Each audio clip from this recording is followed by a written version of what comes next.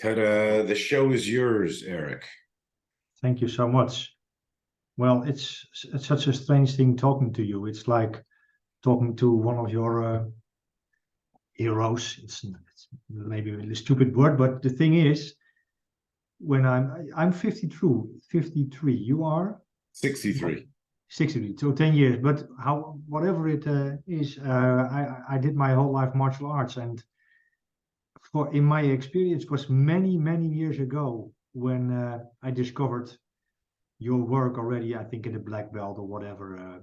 So I think it would not be strange to say that I followed it for 25 years or so. I met you once at the police academy, but in the Netherlands. Yep, But yep.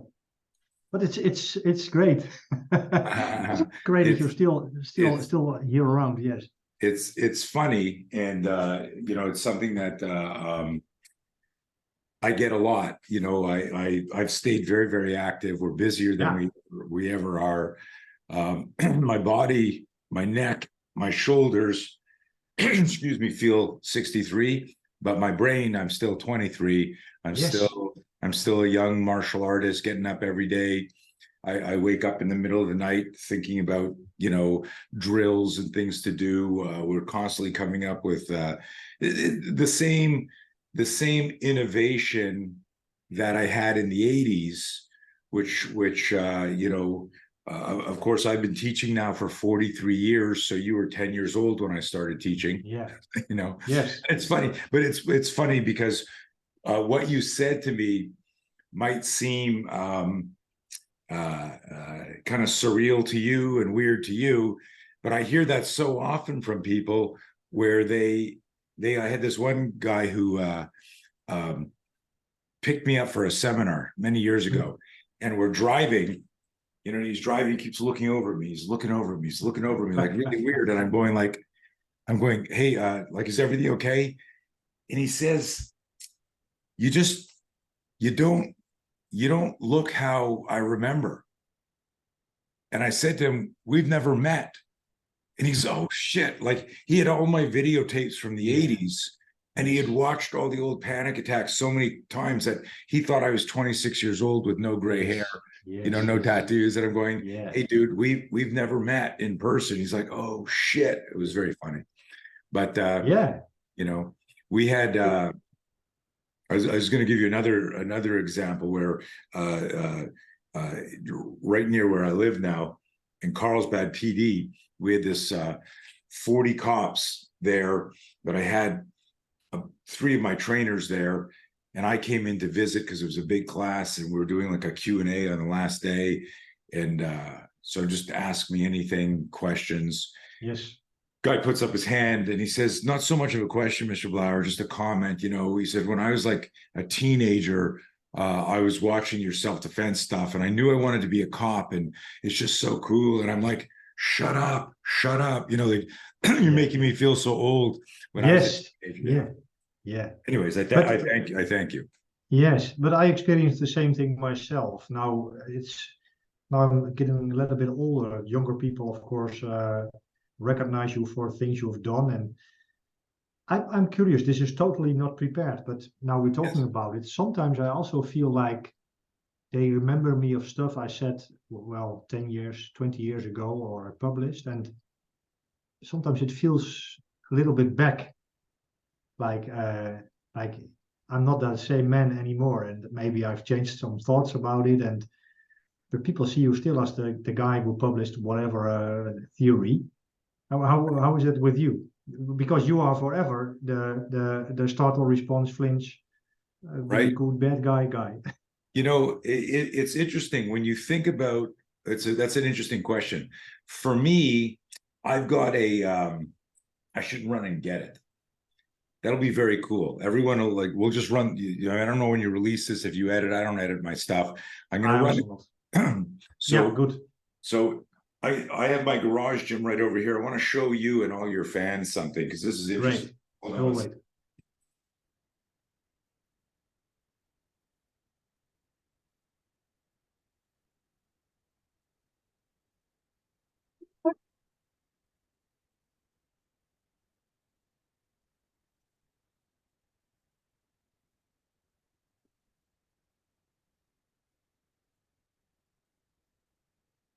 So this is something I found. Oh, you're back. Yeah, get those blinds off, or that might give you more or better light. There we go. Yes. I don't know if you want the blind up or down. Oh, Right. is it? Yeah, Right. I will. It's very light now. Eh? I will put it Yeah, down. it's fine.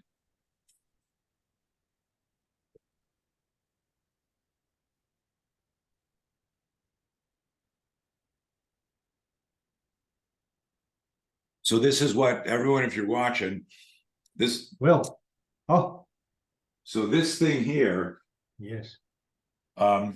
is a bunch of notes from the 80s. And you won't be able to read some of it, but like the idea here, Chu Do is my original martial art that I developed like in the 80s. So this is how old it is. Chu Do. I had just started in 1986, 87, refining the spear. So we've got Spirit, which was back the original acronym. Check this out. The original acronym over here: spontaneous protection enabling aggressive retaliation, Oh. instinctual tactics. Ah. Most people who weren't around me then don't know that was the original acronym. And the concept of it was we always in the 80s, you know how like de-escalation is a big buzzword now, especially for law enforcement. Well, if you knew any of my stuff, my original panic attack series in the 80s had a whole block on psychology, fear management, cerebral self-defense. We had nonviolent postures and de-escalation in the 80s before anyone was doing it, like before it was like, hey, what about de-escalation? So my whole concept is pretty interesting. My whole concept back then was I'm going to try to morally, ethically, legally diffuse a situation. I'm going to try and avoid it. But if you try to hurt me, there's going to be a problem. If you try to hurt my family, there's going to be a problem. In fact, a lot of people don't realize that Chu Fen, the original art, the Mandarin translation of that was to punish. And in 1980, when I was interviewed, my first magazine was Black Belt Magazine in 1980. And this is a fun story. I pull up. I'm nervous. I'm so nervous. I'm 20 years old.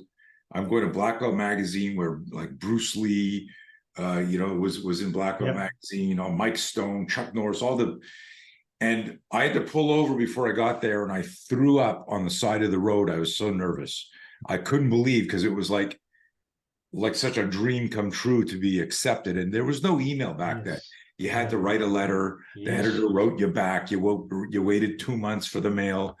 And they said, okay, come on in. We'll do a story on you. And I was like, oh my God.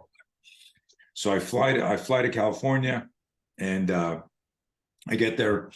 I'm so nervous. I pull over the side of the road. I get out of the car. I'm like, throw up, and pull into the parking lot. And as I'm pulling into the parking lot, Chuck Norris is walking out. He just did an article. And I'm like, oh my God, right? And then I get in there, and in the lobby is Bong Soon Han, who very, very famous Hapkido guy. I'm sure you know the name. Yeah. These new kids, they're probably going, I think Chuck Norris, Bruce Lee, who? Like, but you guys that also happens. Yeah. You better know these names. Anyways, so if you're looking on here, this was back in the 80s. The Chu Do is the Lego system. Every piece fits together. The spear is like a Rubik's Cube, able to move on any angle and can return to the original cube, meaning the stance. So if I'm in a position here where, I'm talking to somebody and they throw a punch at me and I flinch, like that Rubik's Cube metaphor, like it expands into any shape because I can catch it anywhere here because of the geometry of the body. Yeah. This makes the startle response conversion way more adaptive than anything that's fixed. So if you're doing a specific block, as functional as they are, the specificity required, the exactness for that to work precisely in a real fight requires amazing precision. Yeah. Later on in my research and my training, our explanation got a lot more I'm going to use the word elegant, I think, but maybe that's just like me patting myself on the back, where I would say to people, when we started to bring in neurobiology and physics into it, that if I say to you, Eric, I'm going to throw a punch through the internet and I want you to do a bong sao. No, I want you to parry it. No, I want you to bob and weave it. No, I want you to do a rising block. For you to deploy that complex motor skill, number one, you need to have practiced it so many times that it's second nature, not muscle memory, because it doesn't exist. And we can talk about that after, that it's second nature. Number two, you need to move faster than me, because action's faster than reaction. That's physics. So when we're sparring or doing kata or doing police defensive tactics, and I say, okay, the bad guy's going to throw a right, you're going to block it, you're going to palm strike him, you're going to push him back, you're going to get your OC. It's still like a kata in martial arts. But there's what we call in our system ACP, awareness, consent, and preparation. I can get ready for it. And because you're not really attacking me at real speed, even though some people say, no, we're going at real speed. But there's a maxim, I do this talk for organizations now called Violence Loves Speed. Yes. And it's all about the neuroscience and the neurobiology that, to me, is the most important missing link in all defensive tactics and all self-defense. And that is the idea that and I'll give you a great example. Do you remember years ago in what was it called? Wide World of Sports. They had demos of guys, catching arrows. Oh yeah. Catching. There's one guy that did a demo where he would catch bullets in his teeth. Do you remember that? Yes, I remember. Yes. So people go, holy shit, that's amazing. But if you look at that, and this is for all of you listening to this, if you're a defensive tactics trainer, combatives trainer, self-defense, martial artist, listen carefully to this. It might confuse you at first, but stay with it. The guy who can catch an arrow, the arrow's not being shot at his balls or his face or his neck or his back. It's being shot at an angle where the audience perceives it's coming at him, but he's standing here and he's going, and he's doing this, and it looks like he's catching it and it's going to hit him in the face, but they're not aiming at his face. Trust me. The other thing is, even if the guy's blindfolded, and I don't know that they did it blindfolded, there's so much setup and choreography to preparing the stage, the timing, the distance. It's not like I've got my arrows over here, but I don't have my bow. It's not like the guy, like if I say, let's say you could catch an arrow, Eric, at you.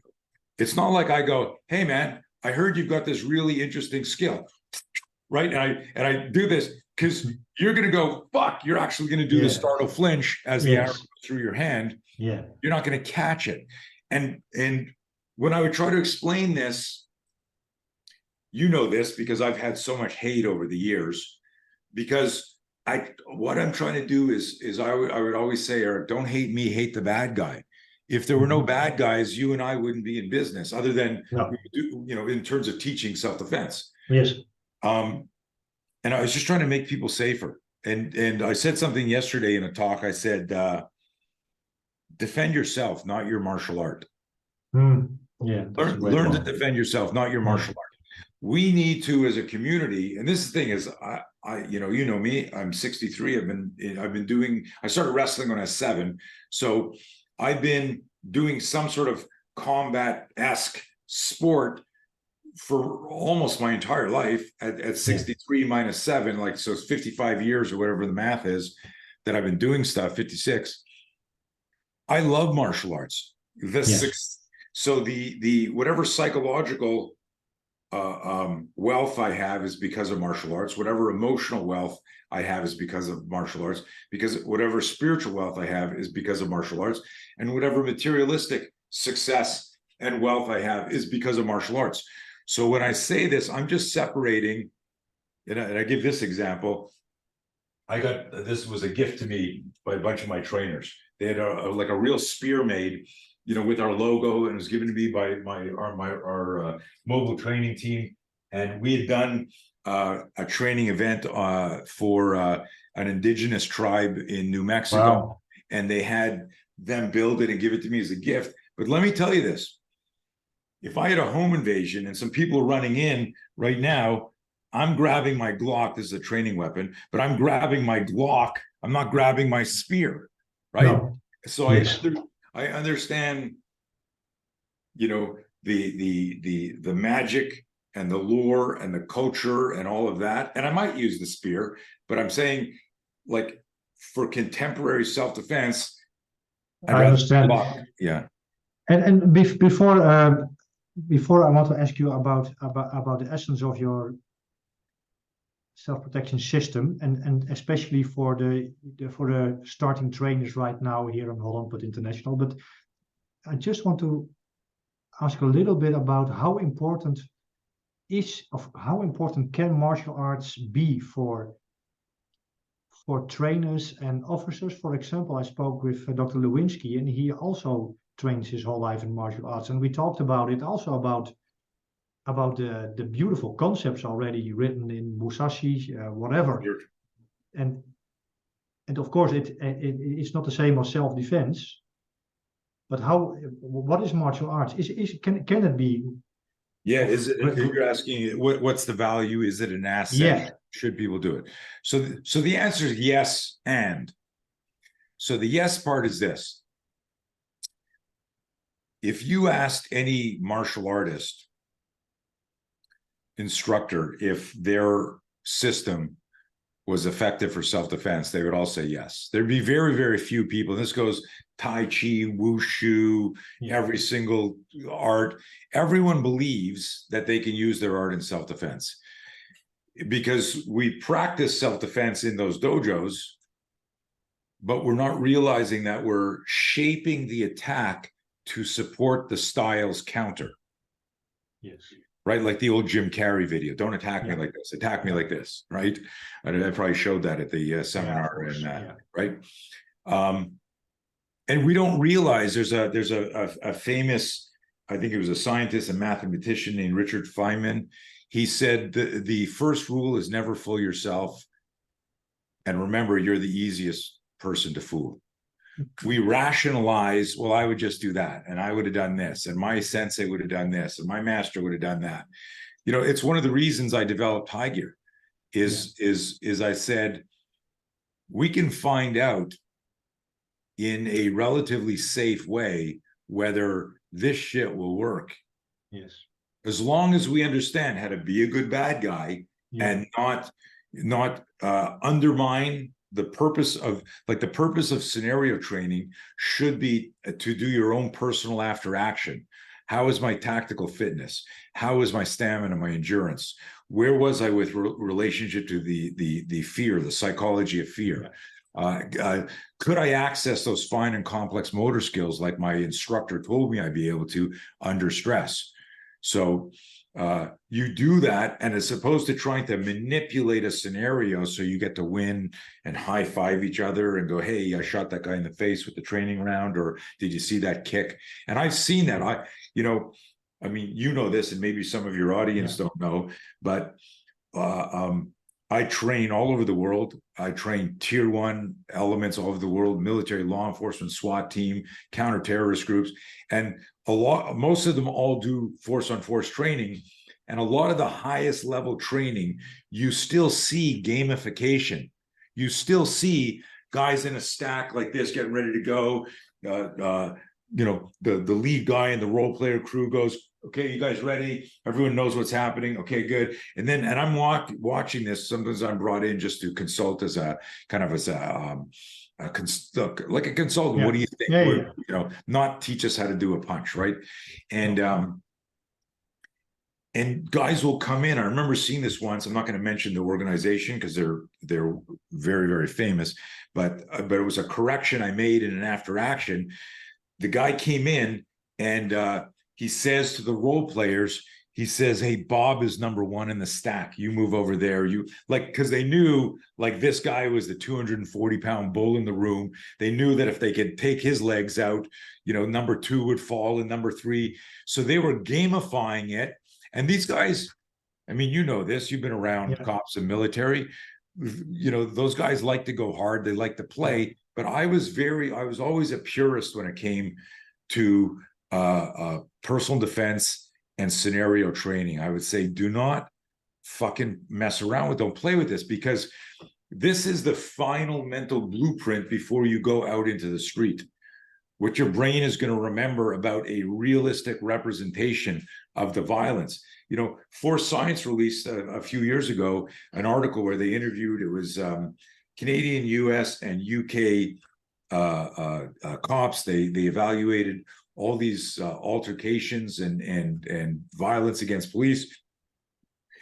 And they concluded, I'm paraphrasing and simplifying it, they concluded that the training didn't prepare the officers for the violence they were going to face.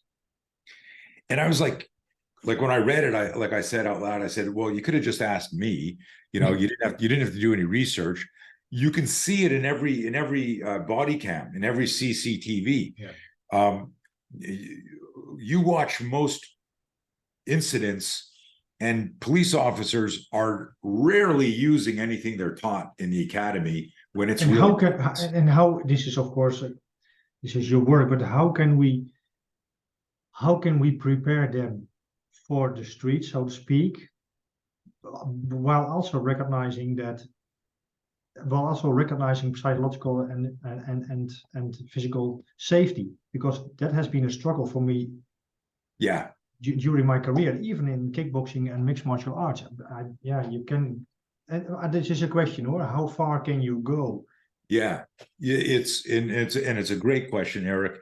And listen, we have, knock on wood, the safest track record of any defensive tactics company in the world. We've had injuries. Almost every single injury that we've had, and again, you know, folks listening to that, oh my God, he said he's had injuries. I've been teaching law enforcement since 1993 and been teaching since 1977 and professionally since 1980. We have the lowest injury rate of any place in the world. And the reason why is we're not blowing smoke up your ass. We recognize, one of the things we do when we do a lot of video analysis. Yes. And I showed a video a couple of weeks ago of a guy getting hit by a car, bouncing off the car, back 10 feet, and then gets up and runs away. And I said, what do you think of that? And everyone's like, holy shit. I said, here's what I look at. I think that car hit the guy harder than your sidekick would. I think a car driving into his legs, boom, knocking him back 15 feet, and then him running around, I think that's harder than your round kick or your side kick. And yet the guy got up and ran away. And I go, so what is my message here? My message is we are way more resilient than we give ourselves credit. Now, you know, we've seen guys, UFC fights, kickboxing matches, boom, round kick to the head. Anyone can have their lights turned off if you get hit right. Had that same car, had the guy been bending over to pick up his phone and that car hit him in the head, it would have killed him. So I'm not. So I want, like, if you're a contrarian going, what I'm saying is, there's certain parts of the body that can take a tremendous amount of impact, certain parts that can't. So to answer your question is, when we would do scenario training, Eric, and we would talk, I did most of my work in the pre-fight phase of explaining resiliency, mindset, adaptive courage, managing fear, because that's the secret. And again, you know, a lot of people think of me as just the spear guy, or he's the guy that came up with high gear. My most important work is all the neural circuitry of fear, the cycle of behavior, and that became a part of our company called No Fear now, KNOW. How to manage fear, and in studying violence, fear, aggression, victims, interviews, reading. I realized so is your training, is what you're saying, your training is for a huge part psychological and not so much physical? Is that what you're saying? Or I am saying something that I've been saying, and it's probably on here somewhere, but you know, the mind navigates the body. There's no such thing. Let's talk about muscle memory for a second. And I never answered your question about martial arts, so we'll come back to that. There's everyone listening to this who's a trainer, martial artist, or DT uses the term probably muscle memory. Muscle memory doesn't exist. There's no such thing as literal muscle memory. Mhm. And what there are is neural patterns and motor engrams and a whole bunch of other nerdy things that I can't even pronounce, or let alone spell, let alone pronounce. And what we need to realize, if we don't have awareness of a problem, we will not respond to it, because muscle memory doesn't act on its own. It's got to be connected to what we see and what we think. And that's why in my original article, and you should share with all your cops again, Presumed Compliance, written in 1993, Theory of Presumed Compliance. Caliber Press had it in their courses for many, many years. Major departments give it to every single cop. But the most important line in there was, how we feel affects how we think, affects how we feel, both influence how and when we will move. And so the emphasis in most martial arts is acquiring the physical competence to deploy and demonstrate the moves of that system. If you're in a Taekwondo tournament and you hit a guy with a body shot, that you're probably going to get disqualified. You're not. And I've had friends that do, like, hey, because they were boxing and doing martial arts, guy throws a round kick, block, hit the guy with a body shot, disqualified. That's no strikes. That what? Well, in the street that would have been gorgeous. In a movie that would have been wonderful. So I think what we need to realize is this. And let me kind of pin that and pivot for a second. Everyone knows how important situational awareness is. Yes. So we have a maxim: no awareness, no chance. And it's an umbrella principle that says, if I'm not aware who the bad guy is, then he gets close to me. If I have no awareness on, if you go to England or Scotland, where, their favorite sucker punch isn't the John Wayne haymaker like it is in the States or in Australia, in the UK and Australia, it's a headbutt. Mm.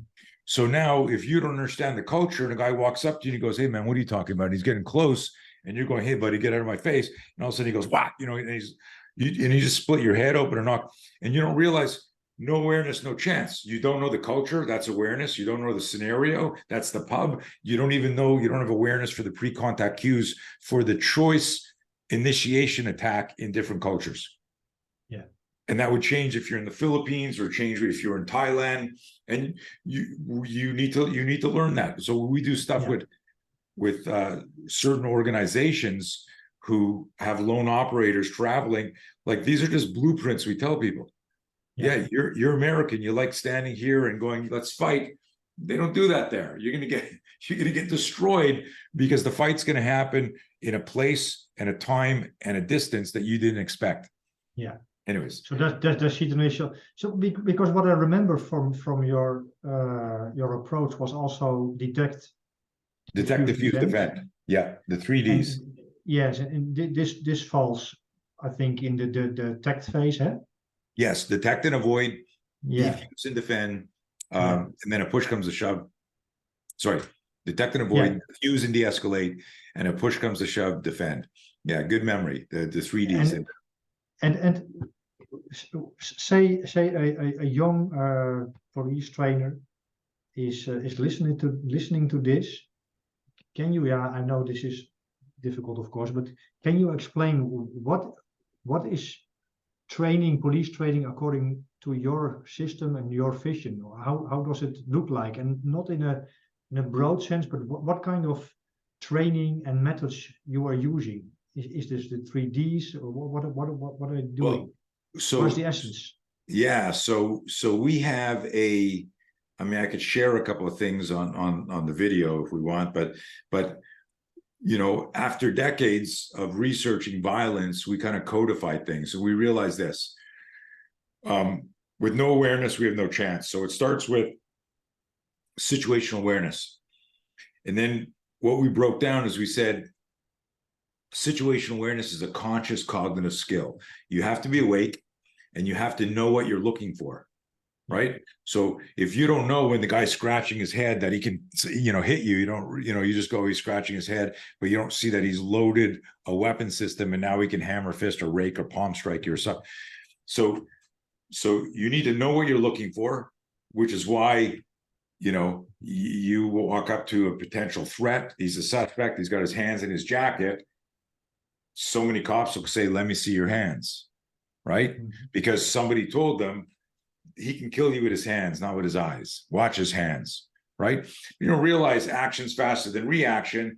If, as an example, Yeah, you know, if you say, "Let me see your hands," and I pull my hands out of my pocket, and we're 3 feet away, and like, so like I tell guys, how many of you say, "Let me see your hands"? Everyone in the class puts their hands up. I go, what if he's got like a snub-nosed revolver in his pocket? What if he's got a ninja star? What if he's got a knife? Now What what you would be did, what would be a better question in this case? the better question is, this is why our training is very unique, and I wish more people would. Let me get a little philosophical and spiritual here for a minute.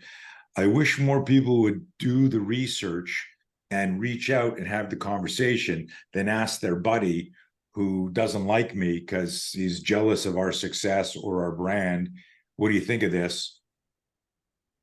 You know, Spiro, we do that, or we did that, or he copied this, or whatever. Because the answers here always come back to understanding the police officer, male or female, as a human weapon system. What are the sciences of the body that we bring, and we put the uniform on top of that? And now we've got to interpret the law. So the question is, like, you asked me, if you were in class and I said, "Who says this?" And everyone was there and said, "Yeah, let me see your hands." And then you said, "But Mr. Blauer, what should we say?" I go, I don't know. What is your intuition telling you? Who is this person? Where is he? So we have something called the 3 I's: instincts, intuition, and intelligence. I don't know if you know this or if you heard me say this before, but every single victim of violence who lived to tell the tale said they had a bad feeling before the attack. Yeah. That means our second brain, our gut, our intuition is saying there's something wrong. This guy's going to run. This guy's going to fight. And so there's a time I work with a lot of military guys, and there's always a story in every unit. They go, "Hey, the time that we stopped and everyone stopped, and then we realized, oh shit, there was a wire there that was setting a booby trap, that there was something weird, something was off." And then when you look around, you go, "Oh, fucking claymore, mortar, tripwire, whatever it was." Can you train this intuition in the sense, I know Gary Klein has written about it, seeing things other people don't see, or something like that, his right. book, but can you train your intuition, or is it just experience? You know, one of our mottos is experience is something you get shortly after you need it. Yeah. Right. And so can you train intuition? I don't think you can train the intuitive messaging, but what you need to train is the decision to respect that and investigate it. And we have a whole model for that. So what that means is this: we call this the true safety model, Eric. The true safety model says, what is the safest thing I can do? So let's say I'm standing here like this, and all of a sudden I get this intuition that my side gate was left open, and I've got 6 big dogs at my house. Yeah. I go, and we do this all the time. Did I leave the car running? Did I leave the back door open? Did I forget my watch here? Did I leave the oven on? And then we sit there for like minutes, or we go to work and we come home, we find out that our house was burned down, or we left something on, all day. This isn't a big deal. But the other day I left like a Zoom recording. I was in a meeting where we were recording, and something distracted me, and I went out and I left it on, and it just recorded for hours and hours and hours. And of course, you're paying for, your cloud storage and all that stuff. But like an hour later, I was like, did I shut Zoom off? And I'm using that as a simple example where our intuition, and I explain it like this: intuition whispers in our ear, and then fear either acts on it or shuts it down, like cognitive dissonance or other things like, that's not happening, or I don't have to worry about that. So the true safety model, and so this is how we train this. How do we train intuition? We go like intuition will manifest itself not in the spiritual sense, but you'll get a bad feeling. Or let me ask you this to make it real for you and your audience. Everyone in the audience, listen to this. Have you ever been betrayed in business, Eric? Have you ever been screwed by somebody in business? Yes. Okay. After it was done, did you say to your partner in business, your relationship partner, a good friend, you know, I knew that was going to fucking happen? Yes. Everyone I ever asked, and that's 100% of the people, have answered yes to both. Have you ever been screwed over in a relationship? Answer's yes. Okay, I'll answer for you. And so, if you're human, the answer is yes. Yeah. And then after it was over, were you sitting there and did you go, just like in self-defense, we would teach pre-contact cues? Yeah. Did you go, you know what? I knew that was going to happen. And the answer is yes again. Well, when I'm teaching intuition, I say to people, if you knew it was going to happen, why did you let it happen? What do they say? Well, they'd say the same thing you say. I don't know. And then, right? Like, why did you let that happen in the relationship? Why did you let that happen in business?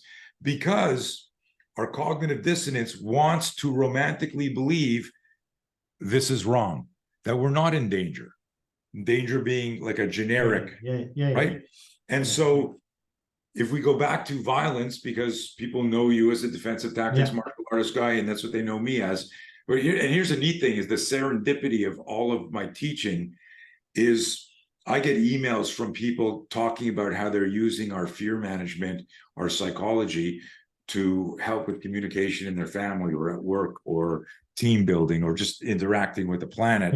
You know, because unless you're a cop in a shitty part of the world, most of us don't get into physical fights.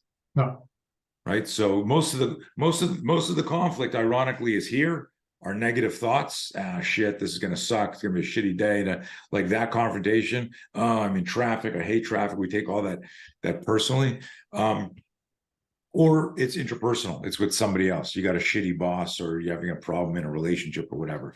But this kind of like the conversation went down a deep rabbit hole. What we need to do is we don't train intuition because everyone has it. We need to respect intuition and investigate it. And so the lesson here, and this is like $1 million lesson for free for everybody. It's the true safety model that just says, if I got an intuition, and usually an intuition has some sort of dissonance, which is a fancy word for something's off here.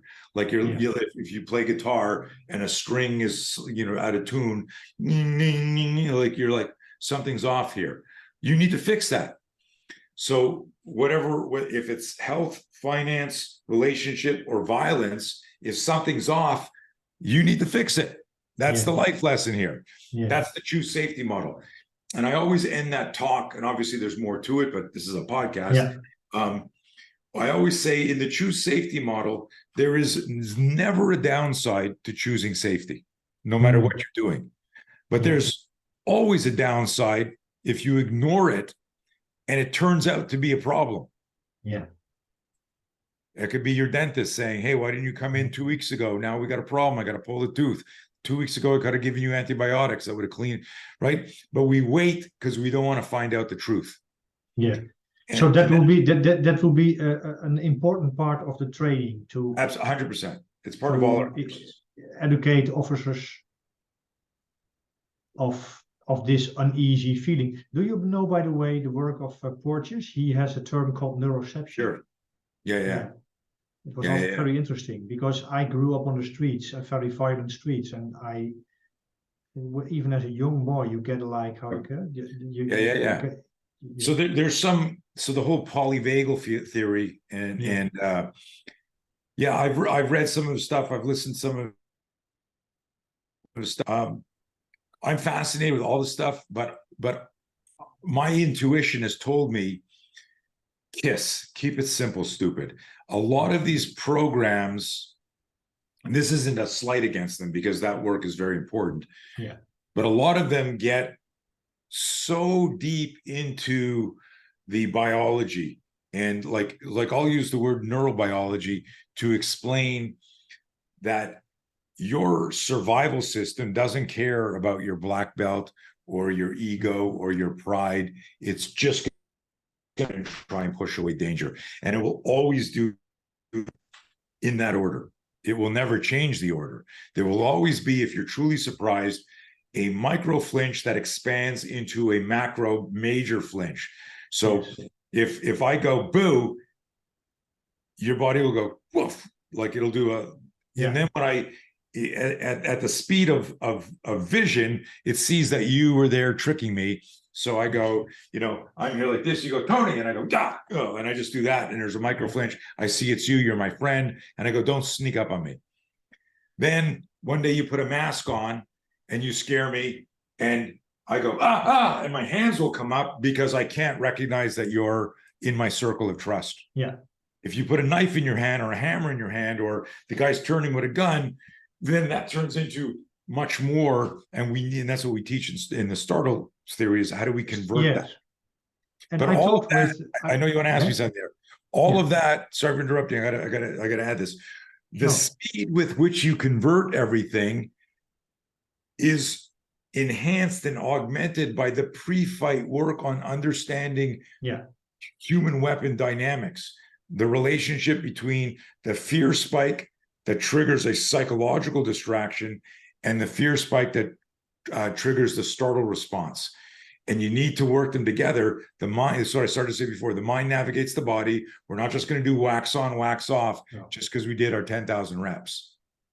And I heard you over many years saying that action is faster than reaction, but being in action. Yes. That's but because I had a conversation with Bill Lewinsky about their startle response study, and you gave a nice reaction also on LinkedIn. Yeah, I'm not sure what it was, but in it he explained like they did the startle response situation. But what triggered me was the concept of can there be non-adaptive flinches? So, for example, if they pull a gun, if they pull a gun. Sorry for my English. It's okay. If they put a gun and you flinch, is this then a good reaction, or should you? Was it better to directly go to your you could try your firearm yourself? Well, you don't have a choice. There's no choice. It is what you do. So we have a gunfighting course, all based on all startle response stuff. And what's interesting, and I say this like jokingly, and I'm glad that Force Science released that stuff, but like I've been talking about that and teaching that stuff for decades. Yes. And we have done drills force on force with UTM, with simunition, with training weapons, with SIRT pistols, with that, where what the purpose of the spear system, and for people who don't understand it, it's spontaneous protection enabling accelerated response. I never told you why we switched it from aggressive retaliation, where I showed, when the law enforcement world discovered our system in the early 90s, I had one of the trainers called me from a big police agency, and he said, our legal team has a real problem with your acronym. And I was like, why? They go, well, cops don't retaliate. I go, look, a guy sucker punches you, he's grabbing your gun going, I'm going to kill you, cop, you shouldn't retaliate. He's like, don't shoot the messenger, man. I'm just telling you, the legal team doesn't want any lesson plans with the word aggressive retaliation in it. Yes. And I was like, oh, fuck. And literally, I'm in the shower the next day, washing my hair, going, I don't fucking believe, hey, we don't like your son's name. I think you should change it. Like, I was like making fun, like they want to change the name of something that I was so proud of. Yeah. So we already had spontaneous protection. And then I started thinking about it, and literally within 5 minutes in the shower, it was accelerated response. Because if you look at the neurobiology, when a sudden stimulus, a dangerous stimulus is introduced at a close proximity, you will flinch. I don't care what your training is. You could be a black belt, you could be a beginner, you'll flinch. It's a human response to sudden danger. The startle response bypasses executive function. It's hijacked. which means you can't access complex motor skills during the nano moment between stimulus response and the refractory delay. You can't access your complex motor skills. And then what happens is the startle response says, protect the head. And the actual scientific language is cross-extensor reflexes engage to disengage from noxious stimuli. Yeah. The cross-extensor reflex is engaged. We come up, our head turns, our eyes start to close, our shoulders come up, our head gets small, the hands protect the head, and then we push away with the cross-extensor chain. We're trying to create space. So visualizing that, I turned that in the last couple of years into a wonderful metaphor of our biological airbag. That airbags save lives. Airbags save you when another car hits you. I hope you don't need me to spell this out. Your startle flinch, aka airbag, saves you when another person hits you. Yeah. So if I can be preemptive and grab a guy at 2 o'clock and get him in an armbar and do stuff, but that's not what we're looking at. Cops are injured, maimed, and killed during ambushes when action's faster than reaction. What's faster than action is inaction, and your survival system is inaction all the time. If you're not an egomaniac, if you're not drunk or on drugs, and if you're letting your intuition be there as a cooperative force in an arrest and control, or even like if I'm not a cop, I need to trust. Like I've been in situations where I go, dude, you need to get the hell out of here right now, because I sense so much danger. It's not that I'm not courageous. It's not that I've never been in a fight. It's not that I can't beat up that guy, but his 3 friends who are armed, I'm nailing this guy and they're, stabbing me in the back. Like, so ego or pride puts a lot of people in danger, where intuition would say, you should get the hell out of here right now, and just live to fight another day. But I want to point something out here, because you asked a question about Dr. Lewinsky talking about, hey, they should do this, they should do that. In the moment, you don't have a choice but to flinch. Now, where the training comes in is, what did you do with the flinch? So I think the accidental, unintended consequence of people who don't come to the source and just figure it out from an article, or copy one of my videos, or do a 4-day course and go, I think he meant this. And I'm very open book about this. Come to the source and learn, because what we're not doing is we're not teaching. There's a shooting instructor who totally made a mess of all my spear stuff. Part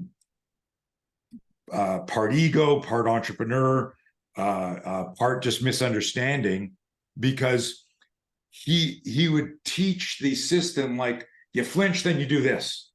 So he turned flinching into a complex motor skill. So his drills were flinch, draw, and it was like, that's not how it works. You need to convert the flinch organically using fear management and a primal gross motor to tactical motor sequencing. I don't get scared and go, and hit the Karate Kid stance. I got to go primal, protective, and if I can recalibrate emotionally, psychologically, I go tactical. And so it might be primal, protective, and now part of my brain's going, fuck, get your gun. But it's not just, but you can't. Nee, of course.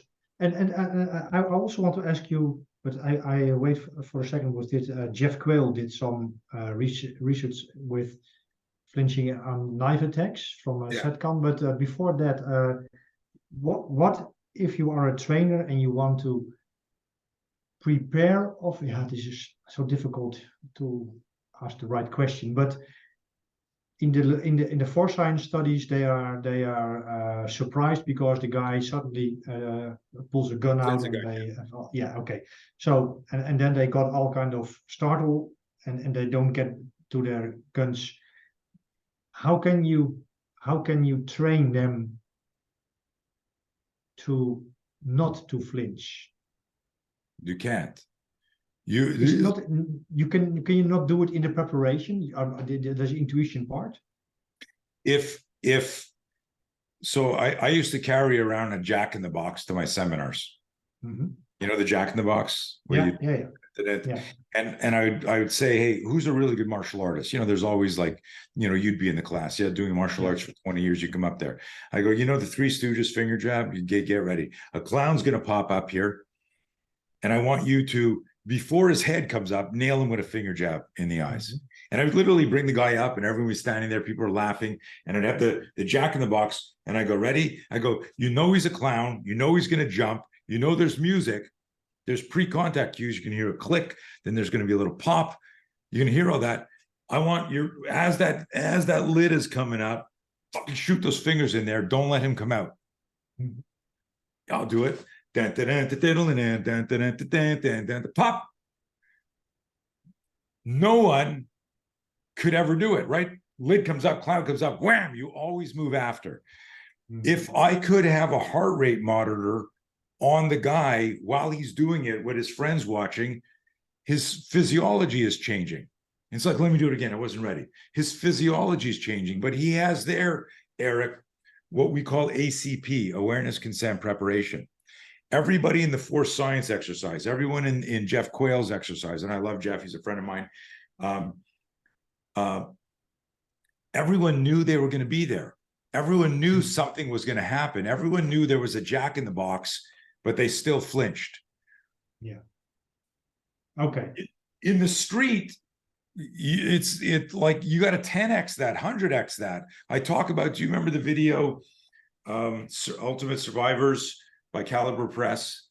So it was interviews with cops who've lost their gun, had it taken away from them, and they're all like deformed, paralyzed, because they if you've never seen this, it's a decades old video. It's cops talking about people ripping their gun out of their holster and turning it on the cop. Yeah. And I'm not sure if it was in that video, but every one of those said he targeted glanced my gun. Every one of them described that, but they didn't have a move, because the way we teach people is incorrect. Like we've been teaching, we don't teach weapon retention drills, because weapon retention is your fucking holster. Weapon protection drills is your mindset. And we teach weapon protection drills where we blend the three I's: instincts, intuition, intelligence. So that if I know that every victim of violence who lived to tell the tale said they had a bad feeling, then you're going to have a bad feeling. It's 100% of the time. Yeah. Nobody can think about murdering you without energetically telegraphing their intention. And I'm not being No. I'm just saying, everyone listening to this call, if you went, wow, Blauer's really got, like, he now, what does he have, crystals, and he meditates, and yeah, I do meditate, but every one of us has walked down the street and walked by a hobo or homeless person, another person went, holy shit, that person's kind of scary, right? We feel an energy of evil, of danger. And it's not that we're going to arrest them or fight them. You just feel that vibe. You know which dog to stay away from and which dog to pet or to ask. It's a bit like own. Kevin de Becker's work, eh? The Gift of Fear, isn't it? Yeah. So a great book, Gift of Fear, and I've actually done work with their company. So they love our stuff. I love our stuff. There's real synergy. So my fear stuff, my most important fear management stuff is, you're in the fight. How do you manage fear? Because psychological fear interferes with the quality of the neural muscular communication. Yeah. I need signal speed, right? So I work on fast, and I go boom, okay, God, got a good fast jab, and then all of a sudden I go, okay, here's your sparring partner. I turn around and it's Mike Tyson, and he's got a smile on his face, and he's like this, and all of a sudden I'm like, like, and because I'm visualizing getting, knocked out and dying, that tension in my mind creates the tension in my body. You mentioned fear, eh? You also have beautiful acronyms, I remember: false evidence appearing real, and so on. Yeah. Is there a difference between fear and anxiety in your system? I describe anxiety as I'm worrying about the future. So we use that acronym, the acronym false expectations appearing real. Is when I'm visualizing something in the future, where I'm getting my ass kicked, and what it's doing, it's affecting how I think and move in the present. So clinical anxiety is a different discussion. Yes, of course, yeah. Non-clinical anxiety is when when you get a fear spike, like let's say, But is fear, sorry, Tony, sorry to interrupt you, but yeah, go. for me, it's important because there's a lot of talk about stress. And sometimes I have the feeling, and sometimes they talk about stress, sometimes they talk about fear. Are these the same things? I mean, for me, fear, if I remember correctly, fear was most of the time anticipation fear. It could be a little time span, but all, you know, like you look at a guy's eyes and the eyes are dead and you think, oh my God. Because when you're in the fight, it's mine experience, then you're in the fight. And Yeah. So there's a lot of semantics around it. You know, if you talk to like someone who's got a more clinical background, they'll go, fear is a state of arousal that's been it's inspired by, you know, and I'm like, when I'm feeling fearful, I'm not aroused. I hate that word, right? And you know, but the forensics community says arousal, meaning the body is stimulated. yeah. Right, your heart rate, you know, the vascular system, your brain. And what is fear? What is fear for you? Is fear? It. Yeah. Yeah. Because I can, for example, I can do an examination. How do you call it? A test, and I have fear. Yeah. I can run hard, and I can have stress, but the real fear feels different. Yeah. So the power of our no fear program, and again, I've been refining this for a long time, and have taught it to, from psychologists to military to law enforcement. So I've refined the messaging in a way to explain that in our system, the fear we're talking about is the psychological fear, not the physiological fear. That, like the startle response, make sure I come back to that. I went for a walk the other day. I got trails near my house. And as I'm walking down a hill, it's a very steep hill, and it's got these rubber, not rubber, but a hard plastic sheets every 10 feet, like to stop like from mudslides. Yes. You know, so there's these grooves in there, and it's just like a cut piece of, like, it's 10 feet long, and every 10 feet. And it's a hot day, and I'm walking down a hill, and as I'm about to step over one, a fucking giant snake slithers out from under it. Oh yeah, yeah. And it comes out there, and I was teaching a group of 10 people privately at my home, like a day later, and I was telling them the story. I said, so just in case you were wondering, you can flinch backwards while stepping forwards down a hill. Because I was like stepping, and I saw this giant snake, and I'm like, oh fuck, and I like, you know, and then immediately like look at its head. Is it a rattlesnake? Is it a rat snake? Is it like, I don't want to get bit by any snake, but I certainly don't want to get bit by a poisonous snake. But you know, I'm out on a beautiful walk, you know, taking a break after lunch, walking, and so a stimulus got introduced too quickly. I didn't think, should I grab my gun? Should I grab my OC? Should I read them their rights? My nervous system just went fuck, right, and I recoiled backwards, and then immediately I threat discriminated. Immediately I went into situational awareness. How much danger are you in? Are you gonna have to move? You're gonna have to, and that's what we teach people. You need to, the startle flinch will happen because a stimulus is introduced too quickly. Even if I say to you, watch the Jack in the Box, try and punch the clown before he comes out. It's a false drill because there's awareness, consent, preparation, and there's not really any danger. It's one of the things that drive me crazy. Do you remember the Tuller video that Caliber did? Yes. They had, so for everyone who's never seen it, so the Dennis Tuller created a principle that got really misrepresented and misunderstood. It got people started calling it the Tuller rule, the 21-foot rule. And it basically said that you need at least 21 feet to identify the threat, make a decision to draw your weapon, step offline to be engaged a guy, that somebody with a knife could close 21 feet and slash or stab you. And then they they did it. They shot a video of it in a parking lot with a guy with a training knife, a guy with a training gun. Yeah. And I remember Eric showing this presentation. There were probably 400 or 500 police trainers at an ASLEC conference in 1995, American Society of Law Enforcement Trainers. Hundreds in the audience. I said, who can describe the 21-foot rule? A bunch of hands come up. I said to one guy, what is it? He goes, the distance you need, 21 feet, blah, blah, he's got a knife or a gun versus a gun. Now listen to this. And this is a gift for everyone who's never heard me talk about this, because it might save your life. And if you're a trainer, it might save a student's life. I asked the audience, have you ever heard me talk about this? Break down the I tool. think so. Okay. Yeah, but it's You might- yeah, great. There was recently also research about it. Yeah. So I go, if this was the knife that was used in the demo and it was 21 feet, I said, what distance does this officer need to identify the threat, draw his weapon, and shoot the guy if he doesn't have a knife? Have you ever heard me ask that question? If he doesn't have the knife. Yeah. What distance do you need to shoot somebody who doesn't have the knife? If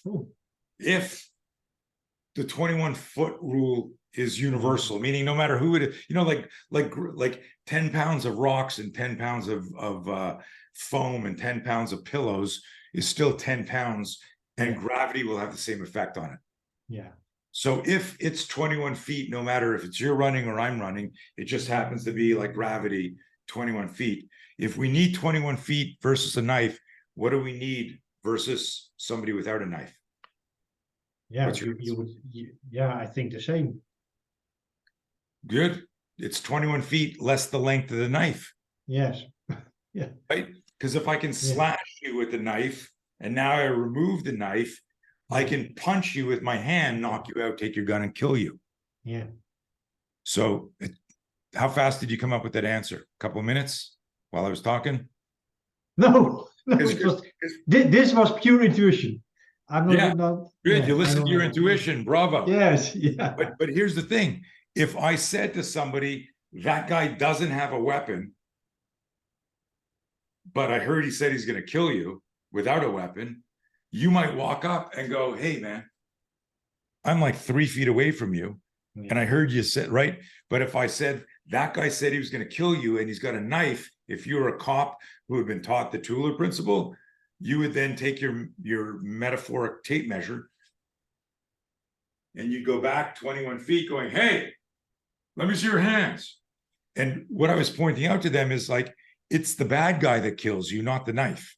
The knife makes it faster, but if he's within arm's reach of you, he can grab your weapon or choke you or stun you with a punch. Yeah. Then I asked this question. So everyone was like, in the audience, they're like, whoa. I said, who the hell came up with the reactionary gap and made it 4 or 5 feet or 6 feet? Because if you need 21 feet to draw your weapon, how the fuck are you getting your gun out at 6 feet? You aren't. No. Because action's faster than reaction and executive function is hijacked during sudden violence.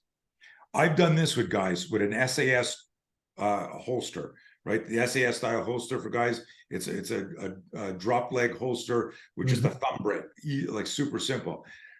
Put your hand on the gun, open the thumb brake, and obviously you were using like training weapons where we made them safe. Yeah. And I've had guys standing there, so all they have to do is this, right? They just their hands on the gun, they're gonna pull it up and just come out and nothing to do.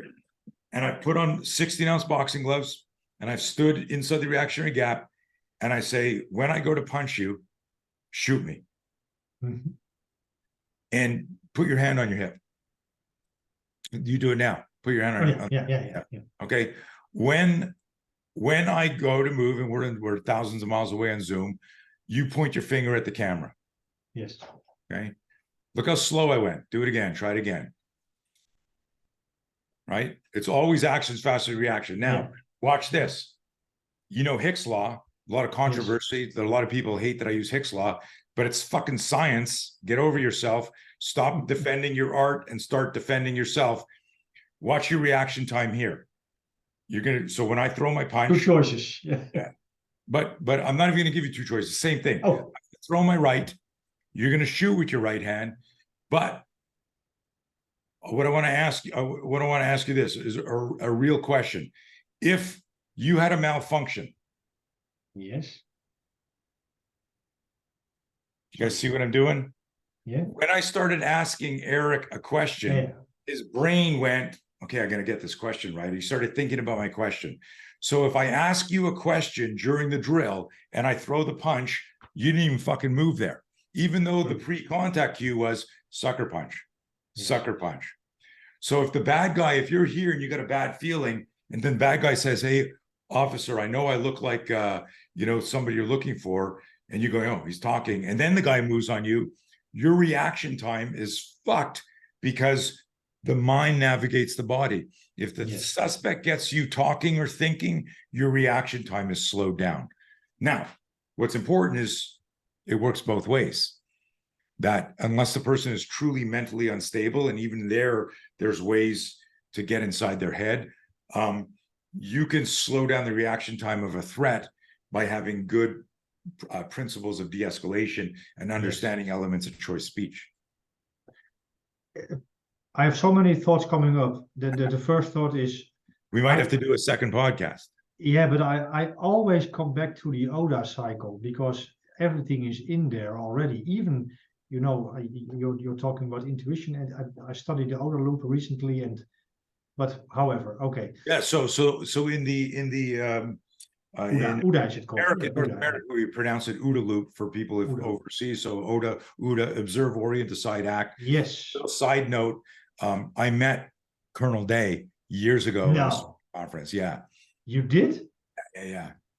How cool is that? Legendary, of course. Yeah. It was Boyd. What was his name? Yeah. John Boyd. Was it John or George? John Boyd. John. Yeah. So I met Boyd. He was I don't know why I said Colonel Day. Who am I thinking about? But I met him. He was a guest speaker at the Illinois Tactical Office Association.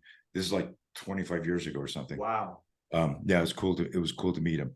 So because everything you say is in it. The orientation, situational awareness, the decision, the action, the speeding up, the slowing down the cycle. Yeah. The problem with everything, including everything I teach, is the mind navigates the body.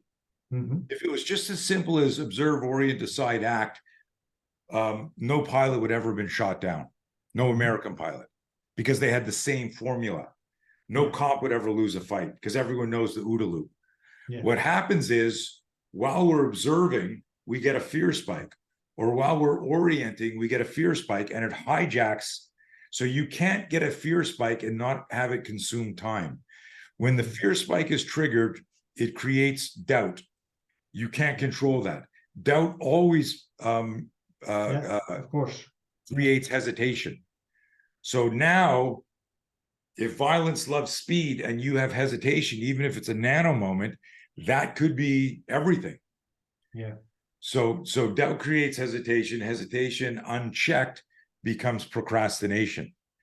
And we see that a lot in contemporary law enforcement. A colleague of mine, she studied the startle response in pilots. She did a dissertation, I believe, also about it. It's very, also not only about a startle response, but also what she calls surprise events. So when they are flying and suddenly there is something where you cannot make any sense.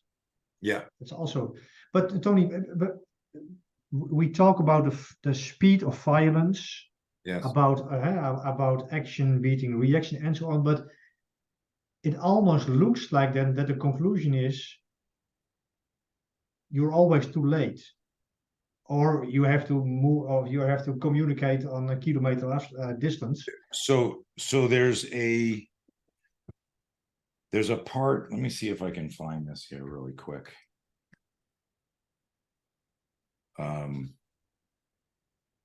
Let's see if I can find TOV timeline. Hang on, everybody, if you're still awake. Oh, it's becoming dark already.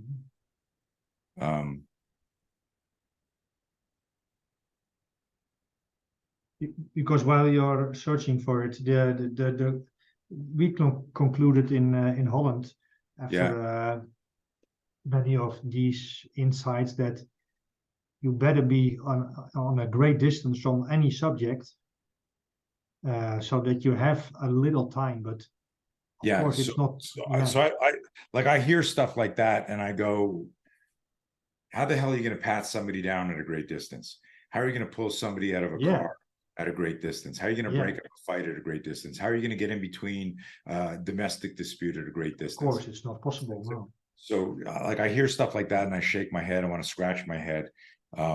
You can't. But what then? What then? Because if the bad guy, there's ways to do it, and hopefully this, hopefully, I don't know the reach of your podcast, but hopefully a lot of trainers will go, oh, I didn't know Blauer was still alive, and they'll listen to this shit and they'll go, I'm going to reach out and learn more about this, because we save lives by teaching. First of all, the trainers need to understand to do this properly, by teaching officers, young and old, how they operate. Meaning, what is the human weapon system as an operating system? What is neurobiology, neuroscience? What is the psychology of fear instead of the physiology of fear? I've got friends that sweat and I've got friends that don't sweat. That's physiology and biology. I got people who are cool as a cucumber before certain events, and I got people who are like, so I've trained fighters and I've been around fighters, and there's one guy there, like lying on a massage table, headphones on.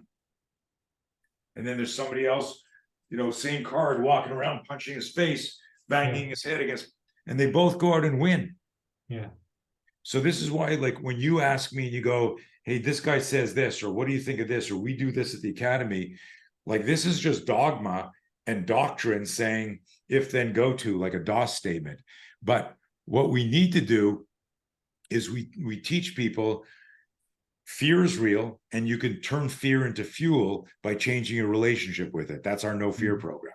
Understand the psychology of fear, that the initial presence of fear when you're in a challenging situation is negative. If I say, Eric, go talk to 1,000 people tomorrow, I just got asked to go talk to 2,000 people in 2 weeks, 30 minutes on fear. I have anxiety already. Yeah. 2,000 people with some very famous people in the lineup. A friend of mine said, hey, come in, we're going to fly you in. I want you to talk. I want my people to meet you. I'm like, let's do it. And I'm like, holy fuck. And every day, he said, my assistant will call you to book a flight. They didn't call for 2 days. My brain went, oh, maybe they got to cancel. Something happened. Yeah. Because of fear. And I go, but because of self-awareness, I go, you're going to do this. You're going to go fucking talk. It's the biggest talk you've ever done. And it's going to be scary, because that's scary, because who likes public speaking? Yes. Now, I tell people this. I've been afraid of outcomes my entire life. As a young wrestler, I was worried if I'm going to win or lose, if I was going to get hurt.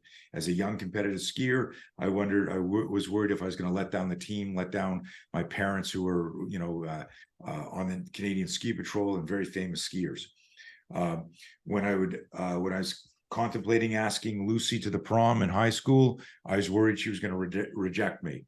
When the teacher said, books on the floor, there's a test, I was worried I was going to fail. I was worried about what I was going to do when I was older. I was worried when I opened my martial arts school if it would be successful. In every single fight I ever had, I was worried if I was going to lose. Now, I've gone skydiving twice. I'm afraid of heights, you can imagine. Yeah. I make this joke when I'm doing my No Fear presentation. I go, if I'm going to take skydiving lessons, I don't want to take it from a 22-year-old Red Bull athlete with a fucking adrenaline junkie death wish. I want it to be from a 55-year-old jump master who survived like 30 years of wars, jumping out of an airplane with enemy below. And he loves skydiving so much, he's teaching still. Because that guy knows how to keep people alive. Yeah. I don't want to learn. So I don't want to learn about fear management from somebody who's a fucking unicorn who has no fear. I want to learn from somebody who has, in the face of fear, turned it into fuel and created a successful life by all measurement. The same thing with violence. There are so many people in their marketing that everything they do is fucking up people. I got lots of tattoos, so I can't make fun of tattoos, but it's like eye gouge, headbutt, bite their nose off. And I've taught all that shit too. But if you remember the old days, you remember the old TRS ads that they were like a tactical response, whatever systems. And every ad was like 4 pages long. And every 6 months, they found the most dangerous person in the world. And every one of them had always had 4, 5, 600, 700 fights. Do you remember that? Yeah, of course. So in the early 90s, when those were really big, I wrote an ad that said, you don't want to be a street fighter, you want to learn how to beat a street fighter. If violence is your concern and you're a good Samaritan, you want to learn how to defend yourself against that level of aggression. And you can't become the bully or the asocial predator that you're trying to defeat. You need to understand it, but to become that, you're kind of defeating the purpose. And I use a modern example. Do you have any kids, Eric? Yeah, 2 kids, yes. How old are they? 21 and 18. Okay. So does your 18-year-old drive? She is busy with her driving license. Perfect. Good. So this metaphor works out great. When you were finding a driving school for her, did you look in the yellow pages and find an ad that said, send your kid to us? Our driving instructors have been in 600 car accidents. No. Right? You would go, that's exactly what I don't want her to do. A, because it's dangerous. B, my premiums will go up. I don't want the car wrecked. Yeah. And so think about how silly this is in the martial arts world and the self-defense world.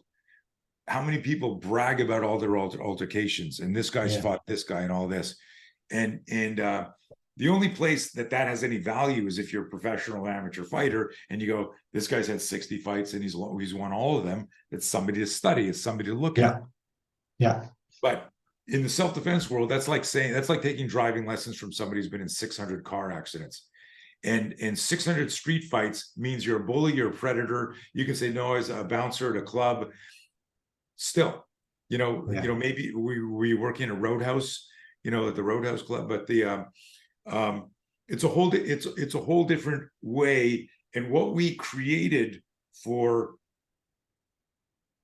situational awareness needs self-awareness. You can't process what you're picking up if inside you're freaking out. And you have a program. Yeah.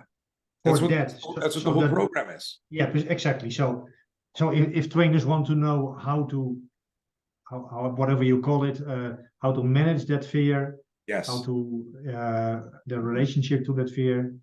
My team should have. So here's one thing. I'll share this. This is our cycle of behavior. I'm not going to go over right now, but this is the neural circuitry of fear. All the things that happen in a scenario, and all of these things are education points during the training. I'm trying to find this timeline of violence thing here for you because I want your audience to see that, and I don't know why that is not. It's detect, defend, the 3Ds also, isn't it? The timeline. I saw it. Yeah. That's what I'm trying to find this. Oops, that's not it. Hold on a second. Stop share. One sec, guys. Stand by. I didn't know I was going to show this, so violence loves speed. Is it in there? Stand by. Here it is. Boom. Well, here this is cool. I'm going to show you this. I'm not going to go through it, guys. I'm just going to tease you with it. Let me share this because this is actually from one of my presentations. Remember I told you about it here? Violence loves speed. And you can see all the shit on the left here, right? So So first of all, anyone who's in official law enforcement capacity, you can reach out to me, and I do free talks to your agency on what our systems are, what they do, how to get trained, how to get certified, how to learn. In this Violence Loves Speed, it's a talk on 4 refrains for greater effectiveness.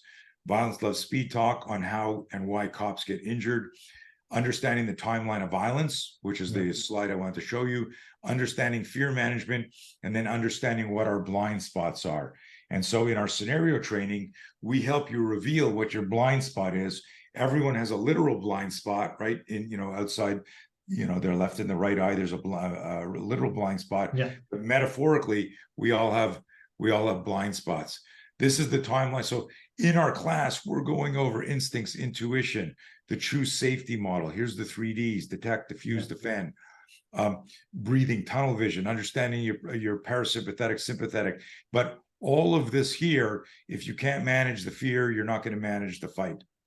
Yeah. So like right away, we get into, and again, I'm not going to go through it here, the difference between no fear versus no fear, understanding the fear spike, getting into the neural circuitry of fear, and so on and so forth. I mean, there's just so much information. Yeah. But I would encourage, and we're happy to come back to your country and do some stuff if you still got some inroads or contacts there. Yeah. But the and about I have 2 questions left. One is about scenario training and your thoughts about it. And of course, I'm a little bit biased because I follow your work for a long time. I did a program in the academy here. But the other question is, that is, what should we train? Because I know you have said, or maybe I am wrongly interpreting you, but that you can better train for the 2%, how do you say it? The 3%er? The 3%er than for the 97%er and so on. But nowadays I'm also in emergency. I'm working in emergency medicine, and there is also always the question, what should we train? Is that the disaster, what is maybe happening with a huge impact? Or should we simulate the most common daily practices where nurses? Simple answers. We always say train for what's probable, not what's possible, because everything's possible. Train for what's probable, not. What does it mean? Can you unpack that? Yeah. Train what is possible, probable. So if I said to you, so everything's possible, not everything's probable. Yeah. If you're training in a hospital, so we have a program called Spear Care. So, and CARE is an acronym for Comprehensive Assault Response Education. And what it is, it's understanding based on the scenarios that doctors and nurses and healthcare individuals face is very different than the violence a cop's going to face. Yeah. But the violence, when it happens, has the same speed and impact. So, but somebody going, pretending to take their meds and then having an episode is going to be different than, you walk up to a guy that's looks like he's breaking into a car and you go, hey, excuse me, what are you doing? And then like he turns around and swings at you with a crowbar. The impact is the same, the speed is the same, but the context is different. Also, not to go too deep, but anybody who's in the healthcare space has some sort of connection to a Hippocratic oath principle of do no harm. So you've been a martial artist for 20, 30 years. You practice do harm, right? So if you and I trained and I said, hey, have you ever seen an elbow from this angle like this? If a guy grabs you like that, look, you underhook his arm, hook him here, rotate the hand, supinate the hand, fucking elbow up this way. You'll immediately go, oh, fuck, that's so cool. Where a nurse or a doctor is going to go, yeah, I don't know if I could do that. Well, biomechanically you can do it, but psychologically you can. And we come back to the mind navigates the body. So when we're designing programs for and we do stuff with companies, with governments, military law, the start, so what unifies you and I is psychology. We both have fear, and fear will affect how we perform and how we think. We both have neurobiology. So if I whip something through the screen here, you're going to flinch whether you think you're going to or not. So what I do is I present the material and I arrive in the class talking about physiology, kinesiology, psychology. So that way it doesn't matter what gender you are. It doesn't matter if you're a cop, army, nurse, whatever, soccer mom. So depending on, like everyone goes, oh, so we start off by demystifying the operating system so you understand what you bring organically to every situation. Then the next thing is, what's your scenario? That's our magic question, everything. What's your scenario? So, a nurse or a doctor is going to have a different de-escalation confrontation problem than an airline pilot. So we've done stuff with airline pilots. I'm not going to say, hey, here's a good choice speech thing. Take a nonviolent posture and say, you need to take your medicine. It's going to help you. That's not going to help, the drunk in first class who's starting a fight with a flight attendant. It needs to be something else. The same thing with the cop in the street. The same thing. Every arena presents different de-escalation challenges, but a lot of other stuff can be consistent across the board. So to answer your, I need that to create that background. To answer your question, possible versus probable. Should you have some sort of training for disaster management? Well, of course. Like, if there's a major bomb, if there's a terrorist attack, if there's a, even just a structural thing, the building, one day there's an earthquake or whatever. I don't think you have earthquakes where you are, but we have them here. So it's like, what would I do if this happened? And I hope it never happens. But if you got, like, I think in the States, assaults in hospitals have gone up, like, I think anywhere, depending where you're from, 400 to 700%. Oh, right. So should we prepare for like a massive fire in the place, or should I be looking at the fact that every day a nurse and doctor are getting punched in the face, and now they're quitting? We have attrition, we have morale issues, we have resiliency issues. We've got people requiring reconstructive surgery to fix their eye, their nose, their teeth. They don't want to come back to work. They're suing us because, we're not working in a safe, like, look at the algorithm of that. Like, if that continues, you don't need a natural disaster because you have nobody working for you. That's the disaster. So that's what I mean by what's probably going to happen versus what's possibly going to happen. Yeah. Because the real problem in Holland, for example, the real problem is too less training time. That's the major problem. I mean, and I heard, it's but then they have to choose. Okay, in the training time, besides the testing, what can we do? And then always is the case: should we then train for a school shooter, or should we train for just daily de-escalation practices? But guess what?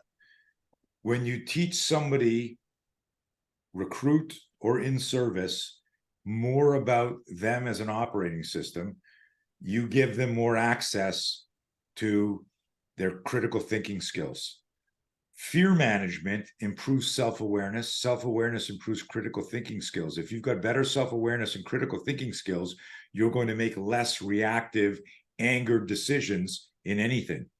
So the only time police are thrown under the bus, as a narrative, anti-police narrative, is when the outcome was less desirable for a political narrative or an emotional, psychological narrative. If every time you went to arrest somebody, it was handled with the minimum amount of violence and there was no gray area on what you could have done, it's not going to make the news. No. And nobody's going to say, Eric, why did you do that? Right?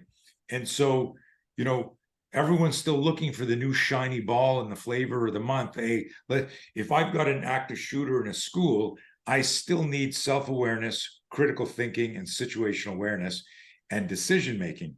I'm not going to stand against the wall, listening to rounds go off and kids screaming for their lives, wondering what's going on with the command post and communication. Because if everybody in that Texas shooting had fear management and understood operating system, that guy would have been dead before he killed another person, right? Is what you're saying, is what you're saying with the human operating system?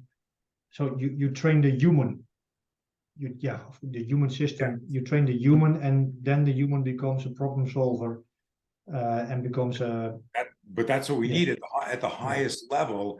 The people who become, I'm not saying like, hey, this isn't like, hey, pay me $100 and I'll turn you into a hero. It's not about that. At the end of the day, self-awareness is our superpower. If you can't, let's look at it like from a mental health point of view. In the last few years has really put a lot of pressure on good people. If you don't have good self-awareness, that pressure can lead to negative outcomes in things you say and do, freaking out on the street, freaking out domestically, drinking, suicide, again, resilience, attrition. It all comes down to, we were doing free talks, when the craziness kicked off for 2 years, free talks to firefighters and law enforcement, all on our cycle behavior, all on the fear management. Because it didn't matter if you were in a car chase or you had to, pull somebody out of a car or save a burning building or whatever it is. It all started with the mind navigates the body. I got to manage my fear first if I want to perform, to the fullest of my potential on that day. And our potential in life changes every decade. I'm exaggerating to make a point, but what you could do now at 50 is different than what you could do at 40. Some stuff you're better, faster, stronger. Some stuff you're slower, weaker, more telegraphic. But also what's important to you now changed from 40 years ago. How is it with you? How is going up in the years change your perspective on this whole subject of, for example, I recently realized that when I was a youngster, say 20, 25, I was doing Kyokushin karate and kickboxing, and I just kicked people into the head and punched them without any emotion. It was just like, and now when I'm thinking, now I'm 53, I'm a dad, I cannot even imagine being that same guy. Also, but how, and even the topic of violence, sometimes I find it hard to. This is funny because we come full circle, because you sort of started off our interview, with that, talking about martial arts and talking about what has changed. And that's when I went and grabbed this, which is over 30 years old. And if I look at any of the things here, like any of the concepts of, this is again from the 80s, psychological truths, how we make decisions, behavioral truths, that's our interaction, biomechanic truths, movement, sequential relation, kinematics, how do we interact, fear management over here, psychological homeostasis for a combat specialist. But so the insights I had in the 80s haven't changed because they're universal truths. What's changed is maybe my ability to explain it, or back in the 80s, there weren't MRIs and things like that. Right now, nobody knew about signal speed and myelinization of neurons in the 80s. But when we were creating our ballistic microfight drills, if you read the book, The Talent Code, and he explains why certain coaches can get amazing performance by doing certain things. And I'll segue back to the martial arts thing. You asked me, is there value? What is the importance of cops studying martial arts? It depends why I said yes. And because if you train in a martial art, you develop a romantic relationship, you develop a dopamine hit every time you successfully get a belt or tap somebody out or kick somebody in the face. What starts to happen then, if you're a jiu-jitsu cop, all you want to do is take somebody to ground and use jiu-jitsu. If you're a taekwondo cop, all you want to do is like, and then I kicked him in the head. A buddy of mine, he was a SWAT team. He had a suicide by cop guy who was holding a knife, threatening people. And this is back in the day when we were still using MP5s, you know, the H&K MP5. And he gives it to one of his guys. He walks up to the porch where this guy's standing there threatening, and the whole SWAT team is like on the guy like this. And this guy EJ, you know, he used to fight in the Taekwondo police games. He loved Taekwondo. And he crescent kicked like Chuck Norris. He crescent kicked the knife out of the guy's hand. Get back, man. Get back, man. Put it down. Put it down. Nonviolent posture. Boom, crescent kick. You know, and then you know, cuffs the guy. So, you know, it's in the news, and everyone's like, but how many people could do that? You could do that. I couldn't do that anymore. But, you know, like, you got to be a lifelong martial artist. But the question is that the safest thing to do? Should, and you could only do certain things if you're that world class. So when people ask me, should I do martial arts?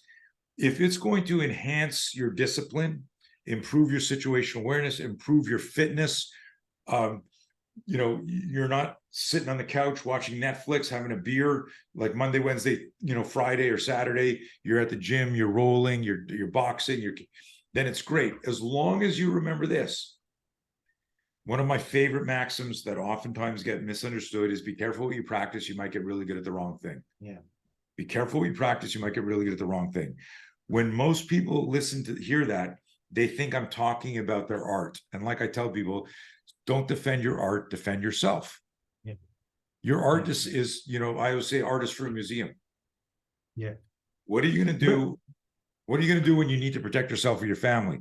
And so what I want to talk, last thing on that is, this is an unintended consequence of deep practice and really going into stuff, is when you do this overhand right or this block or this kick or this over and over again, you create a default. Like when you're super hungry, if I go, when you're starving, what do?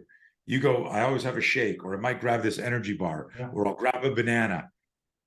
But your mind, if you're starving, you don't go into the kitchen and start cooking, you grab a banana.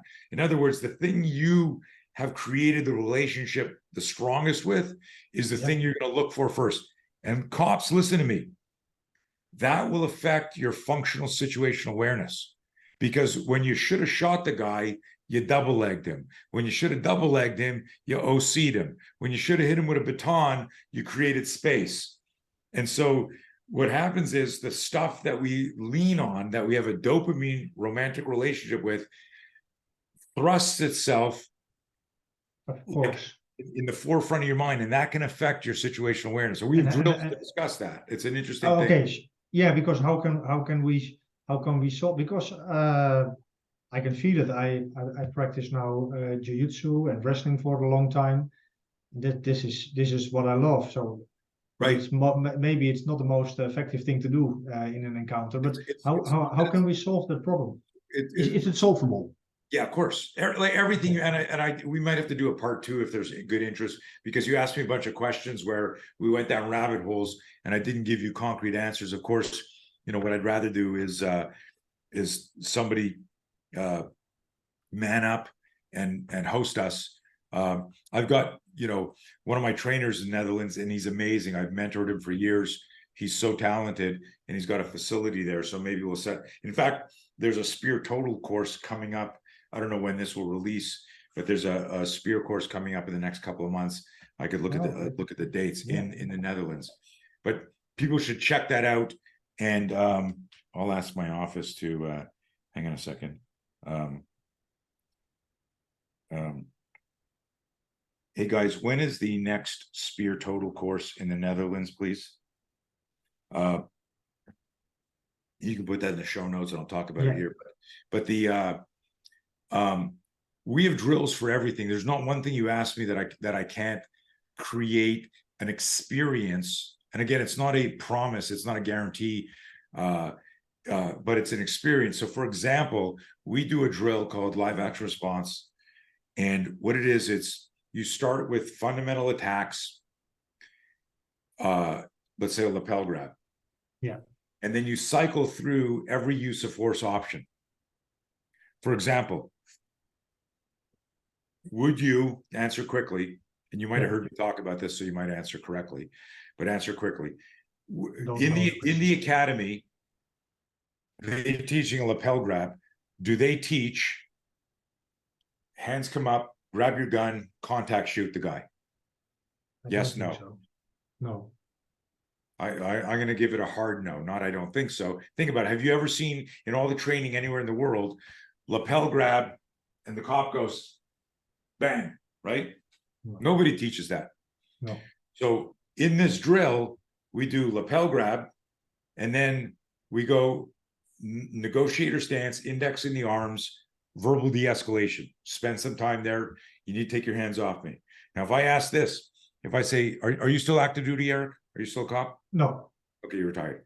So when you were a cop, if I asked you, what would you do if a guy grabbed you by the lapels and slammed you against the wall? What would you do? I think I would try to wrestle him because that was my. Your go-to, your forte. Yeah, I think I will do some jiu-jitsu moves. Okay, Yeah. that's fine. When I ask that, I get answers. Box the ears, palm strike the face, grab the head, drop an elbow, grab the head, knee to the groin, right? I get all these answers. Nobody ever says shoot him. Nobody ever says, and I go, so remember about half hour ago, I said, the magic question in all our training is what's the scenario? Yeah. If your tailor grabs you by the lapels to fix your wedding suit, why did you wrestle him? You go, well, I wouldn't do it if it was my tailor. If you're having a fight with your girlfriend or your wife and you're in a loud bar and you go, you know what, I'm going outside, I got to clear my head and maybe we need a break. And she grabs you by the lapels, spins you, grabs you by the lapels, pushes you against the wall and kisses you and says, I love you, I'm sorry. Why did you knee your wife in the balls? Why did you drop an elbow on her head? And they go, that's stupid, I wouldn't have done that. And I said, all I said is, what would you do if somebody grabbed you by the lapels and slammed you against the wall? Your brain needs to go, what's the scenario? Yeah. So now people are irritated with me in class because they think I'm tricking them.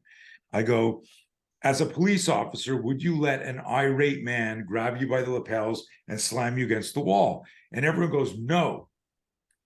And this is like right after I've just explained these things, Eric. I go, here's the scenario, because you forgot to say, what's the scenario? And I go, how many of you have kids? Everyone has kids. You just brought in a 15-year-old girl who was drugged and raped and beaten, and you're the cop that brought her to the hospital. They're working on her now, and you're standing in the hallway. You just got there, and the parents rush in, and you see one of the medical staff pointing to you, saying that's the cop that brought him in, and the mother runs up to you going, my daughter, is she okay? My daughter, is she okay? And you go, the doctor's working on her, I don't have any information. And then she goes, who did this to my daughter? Why would they do that? And you're like going, ma'am, and you got your own 15-year-old kid and you're thinking about this and it's emotional, and you're going, ma'am, we're working on it, there's somebody. And the father steps in, grabs you, goes, who the fuck did this to my daughter? Are you hitting that guy? And guys are like stunned. Or are you saying, sir, I understand you're upset, I've got a kid of my own, I'd be furious right now, we're going to catch this guy, but I need you to take your hands off. You might end up killing that guy. He might lose his mind. You might have to wrestle him. You might have to tase him. You might have to hit him with a blast of OC. But it's going to start with, what's the scenario? It's an angry, scared father asking you who did this to his kid. Why are you hitting him? So the question, what is the scenario? Is that in essence also, is the consequence of that also to do a lot of scenarios, aka variability in training? Is that a consequence? Yeah, but you can do them. So the way we do ballistic microfight, ballistic meaning non-kinetic, just an explosive. Yeah. So yeah. I can do 12 scenarios in an hour. Yeah. Right? Where most people go scenario training day and they're really doing like one thing over and over again all day. Our model, you said something interesting, how do you get good training in such a short time? Yeah. Like cops don't have time to train anymore. We're short-staffed, we're underpaid, we're overworked. How can we shorten stuff? Okay, do this course online. Okay, do the so when you learn how to use your body properly, you're more efficient. It's easier to sustain. Uh, when you learn our scenario model, our ballistic microfight model with the high gear program, you can do short programs. So what we're doing is this, and this is how it works. I grab you by the lapel and I go, you know, what would you say here if you're not wearing a wire and you're an undercover cop and a guy grabs you and he goes, you're surrounded by 6 guys, they're all bad guys, they all got weapons, but you're working to get to know, like, trust, so you can be an informer, not an informer, you know, like undercover. Like, a guy goes, I think you're a cop, and he's about to rip your shirt open, but you know you're not wearing a wire. What's your dialogue there? It's not, hey man, we're trying to find the guy that did this to your daughter. So you create different scenarios based on the different roles you might have. As a SWAT operator, what might happen here? As an undercover cop, as corrections, what, and then the Socratic experience of what type of scenario would you be in here, and now what are your options? And we've got a whole matrix on to figure out what would be the initiation attack. It's called the primary initiation attack matrix. And all of these things rest under that timeline of violence chart. So our whole program, you know, it's like if I said to you, hey, Eric, I'm coming to Holland, meet me for a cappuccino, and I hang up, you're going, I'm meeting Tony for coffee. And then it's like, where? Fuck, are you gonna just drive to every coffee shop? Like, you don't have a map to get there.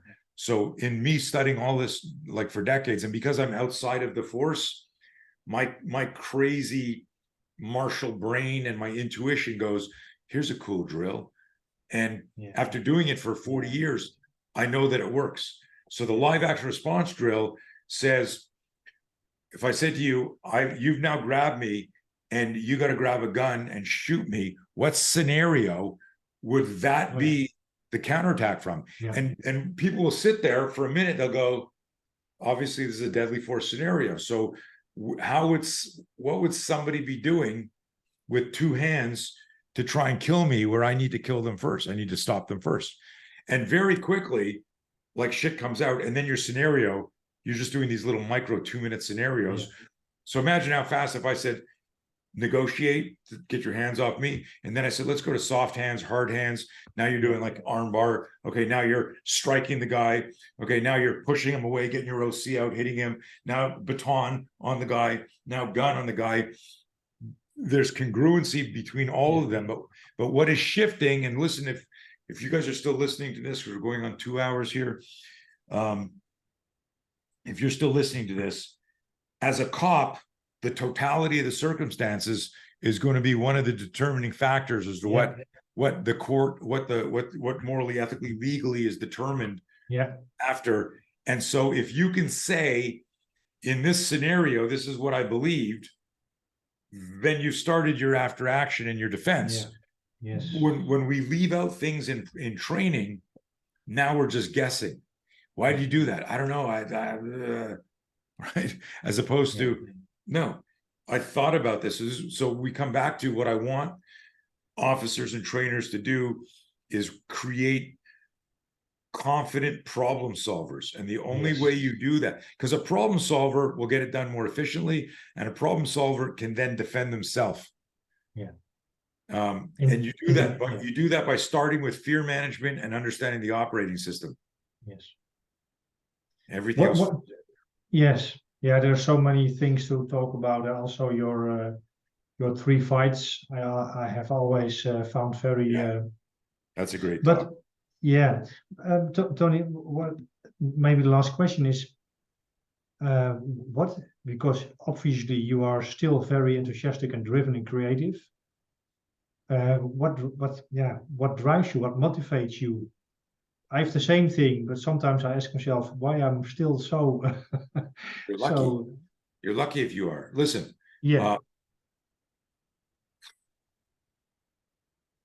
Because over 10 years you're 73. Yeah. Thanks, man. I give it. You know, if you, it's a great question. So one of the official answers is I'm just obsessed with this stuff. which is another level than really passionate. Yeah. Right.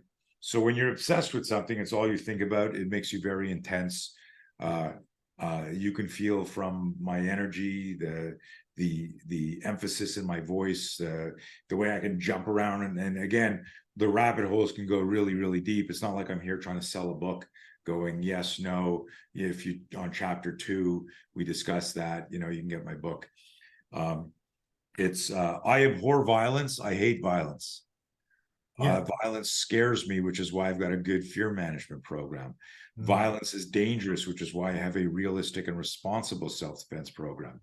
When I was 20 years old, I got asked what I wanted to do by a venture capitalist. And I said, I want to make the world safer. I didn't say I want to become famous. I didn't say I want to become rich.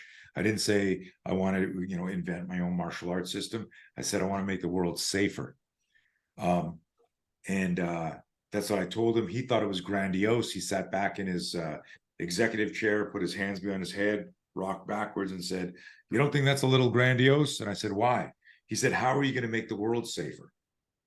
And that's all I think about when I see, whether it's human trafficking, child trafficking, a rape, a murder, a kidnap. The first thing I think about is the horror that the victim must have been going through, realizing they had zero options and didn't know how long this was going to last, and was just praying for the cavalry to rush in. Somebody save me, please. And that sickens me.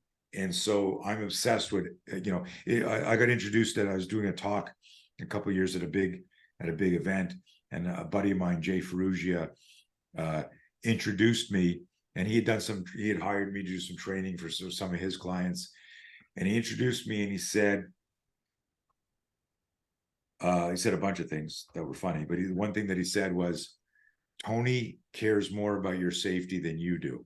And then you repeated that.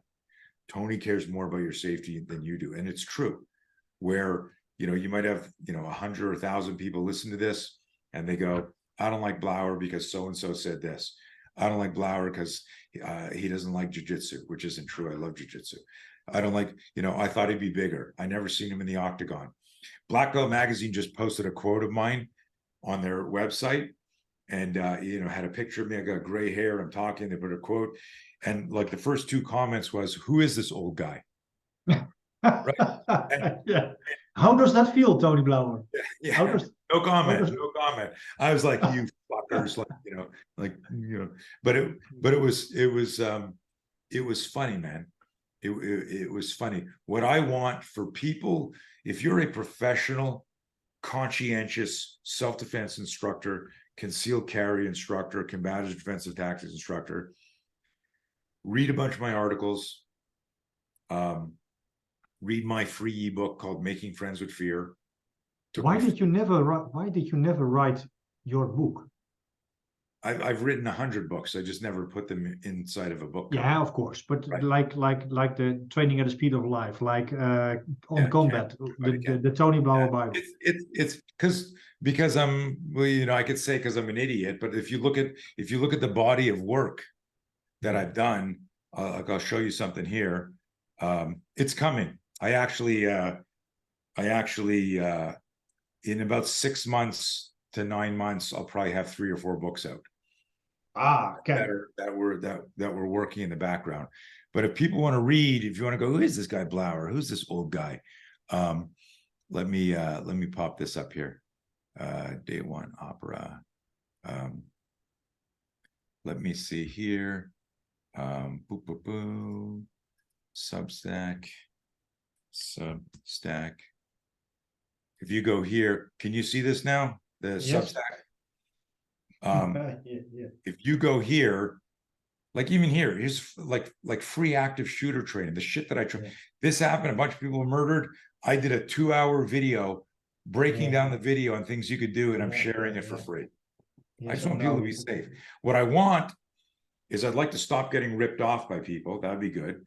And what I want is conscientious professionals to just either quote me or honor the source of their inspiration. And if you're using our stuff professionally, commercially, to become part of our affiliation. That's the right thing to do if you got any ethics and integrity.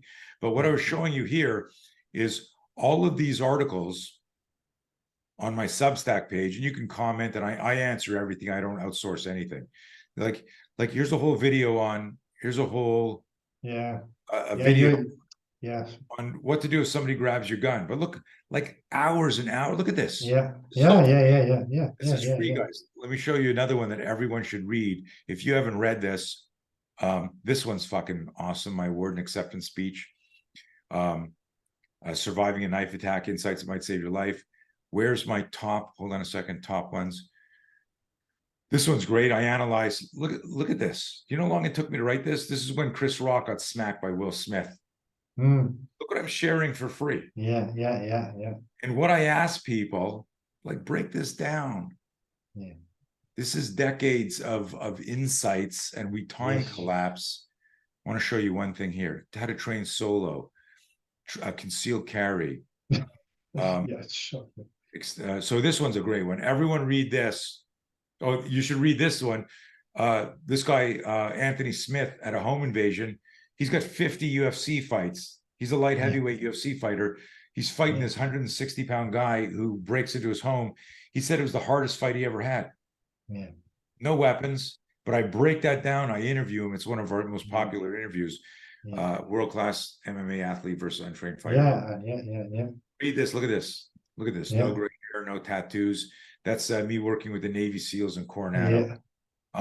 But if you read this article, it explains what I was talking about with respect to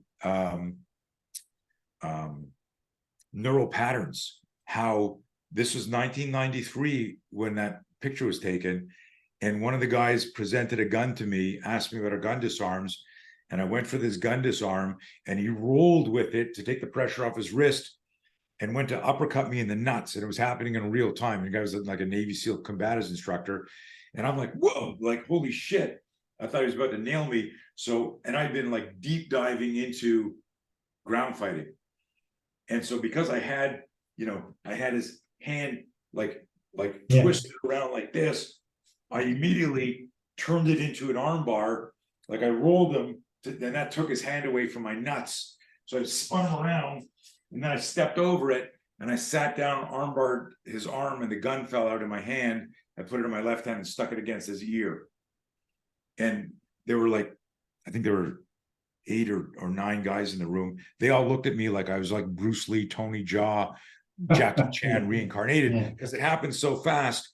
And when I did the armbar, like he released the gun, I grabbed it. I actually bit his hand too on the armbar. I bit his thumb and his hand open, and I grabbed it and I stuck it in his ear. It looked like a fucking Jason Bourne fight, a John Wick fight.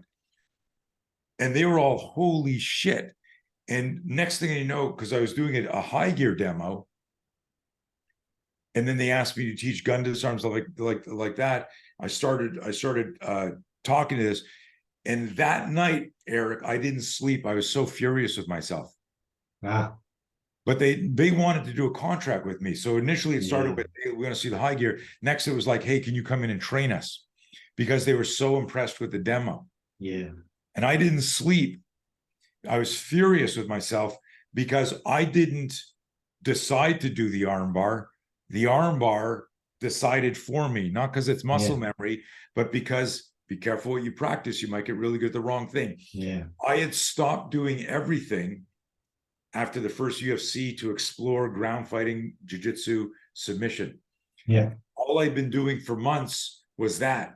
So all my neurons were looking for like how to, and I came back the next day, and I said to the group, they asked me if I could stay an extra day and talk about a training contract, and they said that was amazing. Then I said, guys, I gotta fucking apologize for that demo. And they were like, why? It was amazing. And I said, no, it wasn't, because if this were really a scenario where it was me and there were 9 other people, because you were friends with the guy with the gun, you guys would have shot me or kicked the shit out of me or stomped my head. Maybe 1 or 2 of you would, or 3 of you would have been shot, but there's no way with me on my back, holding one arm with my left hand pointing here, and all of you standing here. If this was a scenario, that was a bad move. I could have disarmed him and used him as a shield and had a gun to his head. Maybe one of you draw, I shoot you.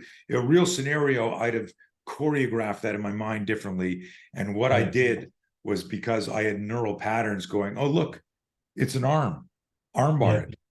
Yeah. But, and I want everyone listening to that, to do that takes self-awareness and fear management. Yeah. Because I could have just patted myself on the back and celebrated that I armbarred a Navy SEAL. No. It's a heavy story. There's a big lesson for anyone that wants to be successful in this industry. And Tony, imagine that I have to go. Imagine that there are some young law enforcement instructors who want to become Tony Blauer. And by Tony Blauer, I mean they want to be critical thinkers, develop their own vision and thoughts. Also, pushing back against what is happening now. Yes. Do you encourage that? Do you have advice, or do you say, please keep as far as pushing back on all the shit? Yeah, of course, because if you're Tony Blauer or whoever pushes the field forward, I can imagine you get some pushback. Yeah, if you go to my Instagram account today, by the way, guys, if you got the time, October 9th to 13th in the Netherlands is our latest, it's the first time in Europe, our new Spear Total course. It's amazing. It's amazing. Great, thank you. Yeah. So get the link up there. But if you go to my if you go to my Instagram, this is my latest thing here. If you can see this. Yes. I'm banned again. Oh. They put this shit up on here. Can you see that? Can you read that? I cannot read it. No. Are you sure you want to follow Tony Blauer? This account has repeatedly posted false information that was revealed by independent fact checkers and against our community guidelines. So people go to tag me and they get warnings, and so on and so forth. It's just insane. Yeah. What do they need? What do they need to become a person like you with their own observations, with their own you've got to do the work. You can't buy wisdom. You can't fake experience, and a lot of people do. There's a lot of I've had guys like advertising that they're teaching spear and spear-like stuff, and what they did is they bought a video of mine online and self-certified themselves, or they did a 4-day course and then went, oh, I got a martial arts school, I got this, and do the right thing and do the work, study the stuff. You can maintain I always use this example. Have you ever seen the band Heart, doing their rendition of Stairway to Heaven? There was everyone should watch it. I should play it here because it didn't record it, but you got to go and I got to go. But go watch. Look at the Kennedy Center Awards honoring Led Zeppelin. Okay. And Heart comes out. This is many years ago. Heart came out and did Stairway to Heaven, and Robert Plant and not John Bonham passed away. Robert Plant, Jimmy Page, and John Paul Jones are sitting watching that, and it's mesmerizing. And Robert Plant starts to tear up listening to Heart is playing Led Zeppelin, right? Wow. And they've got an orchestra. I got goosebumps on me right now. And when I train trainers, I say to them, respect the intellectual property, respect the notes of the system, respect the chorus, respect the message of the system, but find your voice in it. Yeah. But that takes time, right? You can't copy Stairway to Heaven and go, I wrote Stairway to Heaven, but you can create a rendition of it. But when you do a rendition of it, everyone should know it's Stairway to Heaven. Yes. It's not, you're not fucking Milli Vanilli and going, hey, I'm suing you because you're lip syncing and or Ice, what was that guy that ripped off, Ice Ice Baby, the David Bowie song. I forget that. Vanilla Ice. Another actor got sued, right? Because he took too many notes, and that's what people do sometimes, unfortunately. But we've got hundreds of affiliates around the world. We've got thousands of trainers that they know this isn't this job is about making other cops safer. That's always been mine. We've always reinvented this stuff. It's unfortunate, but that's just the way things are.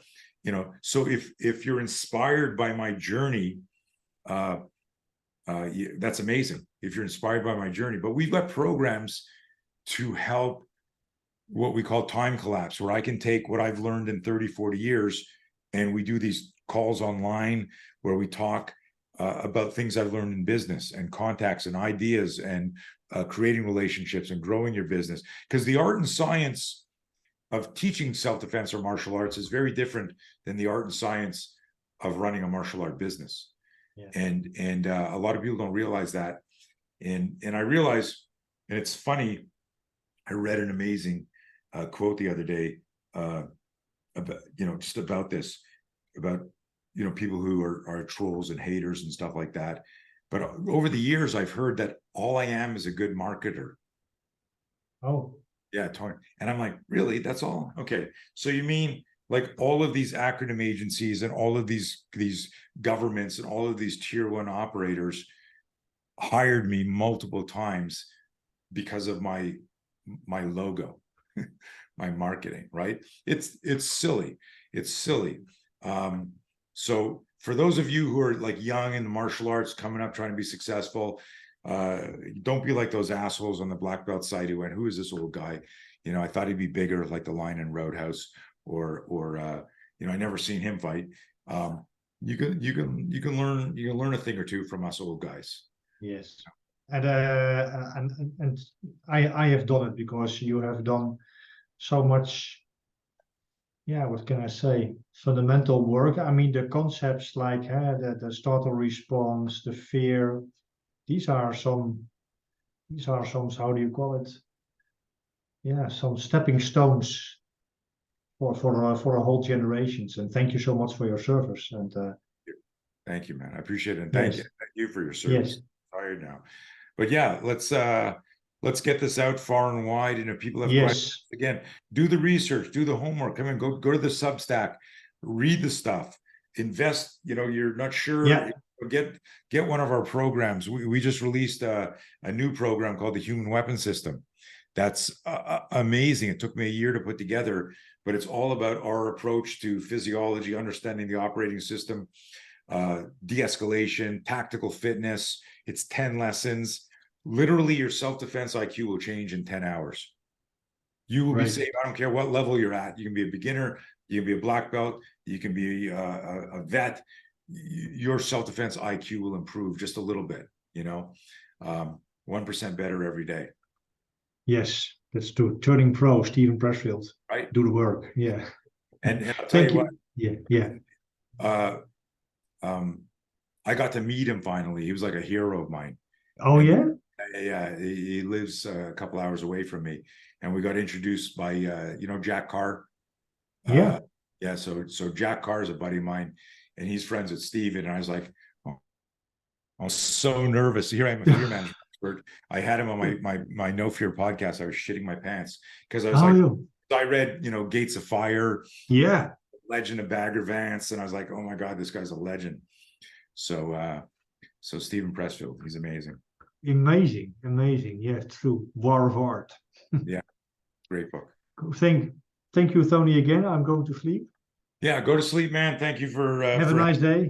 And do you send it with WeTransfer or something? What's that? Do you send me the file with WeTransfer? My team will. Great. You'll have it. And did I miss any question? There's probably of course.